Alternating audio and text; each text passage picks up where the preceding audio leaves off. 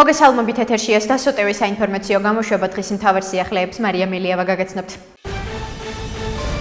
ტერორი საქართველოში და რეპრესიების ახალი ტალღა, ახალი რეგულაციები დემონსტრაციის უფლების შესაფერხებლად. ამის შესახებ საქართველოს მეხუთე პრეზიდენტი სალომე ზურაბიშვილი X-ზე წერს. მისი თქმით, რეპრესიების მიუხედავად საპროტესტო აქციები გრძელდება. ტიტუშკების ხროვამ კვლავ გამოიყენა არაპროპორციული ძალა თავებსა და სახეებში ცემა. დაპატიმრებები, მაგრამ პროტესტი გრძელდება. აცხადებს სალომე ზურაბიშვილი. ჩემი აზრით, ყველაფერი უნდა გადაიკეტოს, რაც რეჟიმს აცოცხლებს. ეს სისხლის სამართლის დანაშაული კი არ არის, არამედ ეს არის ქვეყნის დამოუკიდებლობისთვის ბრძოლა. ამის შესახებ კოალიცია ცვლილებისთვის ერთ-ერთმა ლიდერმა ნიკა გვარამიამ თბილისის გასასვლელთან გუშინდელ აქციაზე განაცხადა. მისივე თქმით, ხალხი ერთადერთი ძალა, ვიზით ზოგადად ავტორიტარიზმს ეშინია. ეს ხალხი უნდა დავამთავროთ, ყველა ის გზა უნდა გადავკეტოთ, რომელზეც ასეთი სენსიტიურები არიან. თვითონაც ამტკიცებენ სადაც ტკივად, სადაც ტკივად ყველგან ჩვენ ვიქნებით და უფრო მეტად ვადგენთ. განაცხადა გვარამიამ.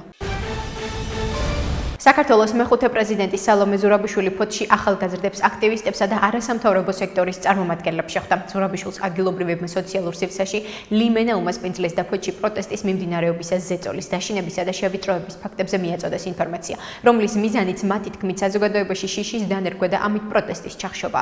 ზურაბიშვილის განცხადებით, ქვეყანაში პროტესტის მთავარი იარაღი არის საზოგადოება, ხალხის ერთად დგომა, მხარდაჭერა, სოლიდარობა და სულიერი შემართება. მისივე თქმით, დღეს ასევე მნიშვნელოვანია, რომ პროტესტი მთელი ქვეყნის მასშტაბით გაშლილი და მასში საქართველოს ყველა რეგიონია ჩართული ძალიან დასაფასებელია, რადგან ვიცით, რომ რაც უფრო პატარაა ქალაქი, მით უფრო რთულია აქტივიზმი. მე ვარ თქვენს გვერდით, თქვენთან და ბოლომდე ერთად ვიქნებით. განაცხადა სალომე ზურაბიშვილმა. ცენტრალური საავტომობილო მაგისტრალი წარმოადგენს სტრატეგიული დანიშნულების ობიექტს. მისი გადაკეტვა ან ბლოკირება ისჯება კანონით, ისჯება საკმაოდ მძიმე სანქციით. ეს არის სისხლის სამართლის დანაშაული. ჯგუფურად ამ ყოველფრის ჩადენა ისჯება 2-დან 4 წლამდე თავისუფლების აღკვეთით. ამის შესახებ პარლამენტის საპროცედურო საკითხთა კომიტეტის თავმჯდომარე დავით მათიკაშვილმა განაცხადა, როგორც მან აღნიშნა, ყველაფერი, ვინც ასეთ ქმედებებში იქნება შემჩნეული, იქნება დასჯილი და სისხლის სამართლის პასუხისმგებლობის ქვეშ მოქცეული.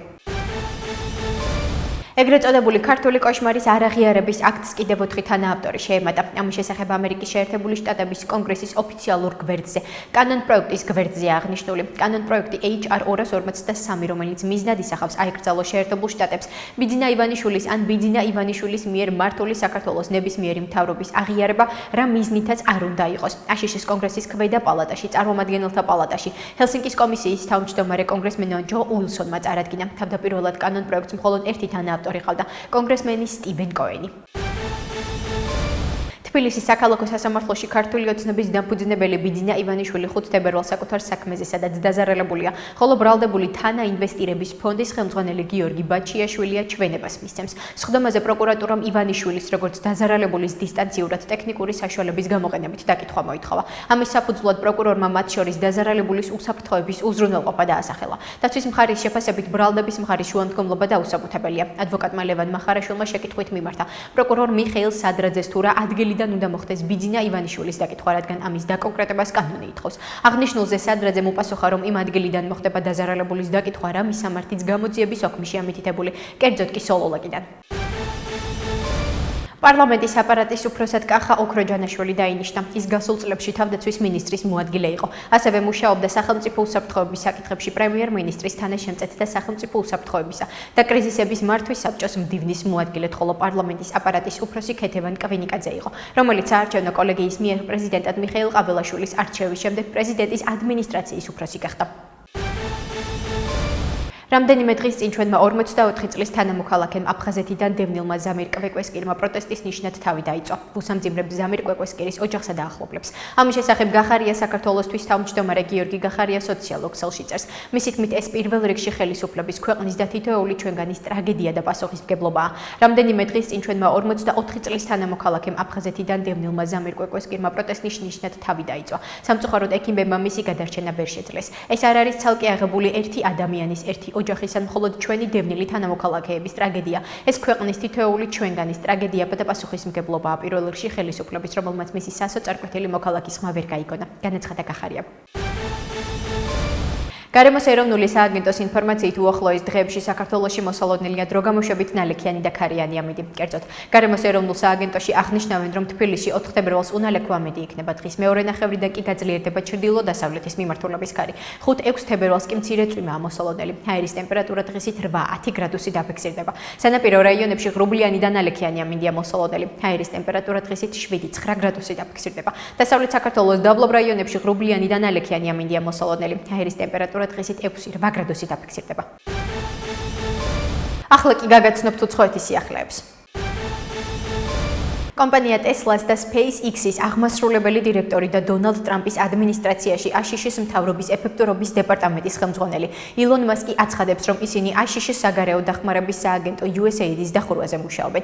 ინფორმაციას Reuters-ი ავრცელებს. ის შეკეთებას არ ექვემდებარება. აღნიშნა მასკმა და დასძინა, რომ დონალდ ტრამპი USAID-ის დახურვას ეთანხმება. მასკმა ეს კომენტარი მთავრობის ეფექტურობის დეპარტამენტის მუშაობის შედეგების განხილვის დროს გააკეთა. Reuters-მა გაავრცელა ინფორმაცია, რომ ტრამპის ადმინისტრაციამ შაბათ-კვირას USAID-ის უსაფრთხოების სამსახურის ორი მაღალი თანამდებობის პირი გაათავისუფლა მას შემდეგ, რაც ისინი შეეცადნენ მთავრობის ეფექტურობის დეპარტამენტის წარმომადგენლებისთვის შენობის გარკვეულ ნაწილებზე წვდომა შეეზღუდათ.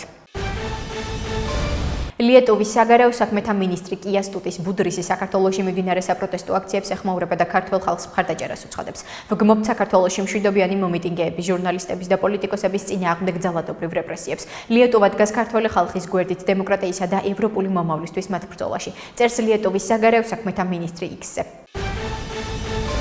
ამერიკის შეერთებული შტატების პრეზიდენტ დონალდ ტრამპის განცხადებით უკრაინისა და რუსეთის ჩართულობით დისკუსიები კარგად მიმდინარეობს. უკრაინული მედიის ცნობით ამის შესახებ ტრამპმა ჟურნალისტებს განუცხადა, თუმცა დეტალები არ დაუკონკრეტებია. ჩვენ გვაქვს დაგეგმილი შეხვედრები და მოლაპარაკებები სხვადასხვა მხარესთან, მათ შორის უკრაინასთან და რუსეთთან და ვფიქრობ, რომ ეს დისკუსიები რეალურად საკმაოდ კარგად მიმდინარეობს, განაცხადა ტრამპმა. მის მიერ აღნიშნული კომენტარის გაკეთებამდე მისმა სპეციალურმა წარმომადგენელმა უკრაინასა და რუსეთში, კიტ კელოგმა განაცხადა, რომ თუ რუსეთსა და უკრაინას ომის მოლაპარაკებების გზით მოგვარება სურთ, ორივე მხარეს გარკვეულ დათმობაზე წასვლა მოუწევს.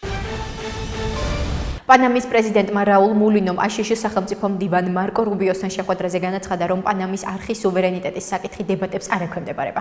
ინფორმაციას CNN-ი ავრცელებს. ამასთან მულინომ რუბიოს განუცხადა, რომ განიხილა ვაშინგტონის შეშფოთება პეკინის სავარაუდო გავლენის შესახებ. მისივე თქმით, პანამა არ განაახლებს 2017 წლის ურთიერთგაგების მემორანდუმს, რომელიც ჩინეთის ერთი სარტყელი ერთი გზის ინიციატივაში ჩართვას გულისხმობს და დასძინა, რომ შეთანხმება პეკინთან შეიძლება ვადამდე ადრე დასრულდეს. მულინომ ჟურნალისტებს განუცხადა, რომ პანამა შეეცდება იმუშაოს ASHISH-ის ახალ ინვესტიციებზე, მათ შორის ინფრასტრუქტურულ პროექტებზე. ვფიქრობ, ეს ვიზიტი ხსნის კარს ახალი ურთიერთობების დასამყარებლად და ხელს შეუწყობს მაქსიმალურად გაზარდოს ASHISH-ის ინვესტიციები პანამაში, განაცხადა პანამის პრეზიდენტმა. ასეთი იყო მიმდინარე სიახლეები მომავალ შეხვედრამდე.